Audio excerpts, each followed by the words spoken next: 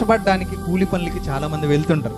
రోజల్లా కష్టపడి కూలి కోసం యజమాని దగ్గరికి వెళ్తే వారం తర్వాత తీసుకోండి, నెల రోజుల తర్వాత మీ కూలి డబ్బులు తీసుకోండి అని చెప్పిన వారు చాలా మంది ఉన్నారు. దీనివల్ల చాలా ప్రమాదం ఉంది ఎవరైతే అలా చెబుతున్నారో వారికి. చూడండి, బైబిల్లో దేవుడు రాపించాడు. ద్వితీయోపదేశకాండం 24:14-15 వచనాలు చదువుతాం. ఏనాటి కూలి ఆనాడు ఇయ్యవలెను, సూర్యుడు అస్తమించక మునుపు వానికి ఇయ్యవలెను. వాడు బీదవాడు కనుక దాని మీద ఆశ పెట్టుకుని ఉండును. వాడు నిన్ను బట్టి యెహోవాకు మొర్రపెట్టునేమో, అది నీకు పాపమగును. కూలి పనికి వెళ్ళేదే ఆ కూలి ఇస్తాడని, అదే కూలి ఆ రోజు ఇవ్వకపోతే మరి ఆయన జీవనం ఎలా సాగుతుంది? ఆయన కష్టపడిన దానికి కూలి పొందలేదు అనుకోండి. ఒకవేళ వాడు దేవునికి ప్రార్థన చేసి, అయ్యా నేను కష్టపడుతున్నాను కానీ నాకు కూలి ఇవ్వట్లేదని ఒకవేళ ప్రార్థన చేశాడు అనుకోండి, ఆ యజమానుడికి ఖచ్చితంగా పాపం చేసిన వాడు అవుతాడు.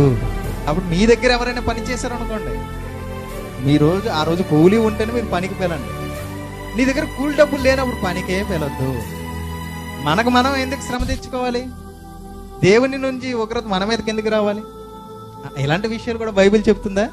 కూలివాడికి ఏ రోజు కూలి ఇవ్వాలో ఆ రోజు కూలి ఆ రోజే ఇవ్వాలని కూడా చెప్తుందా బైబిల్? ఖచ్చితంగా చెప్తుంది. చూడండి ఎంత అద్భుతమైన గ్రంథాన్ని మనం కలిగి ఉన్నాము.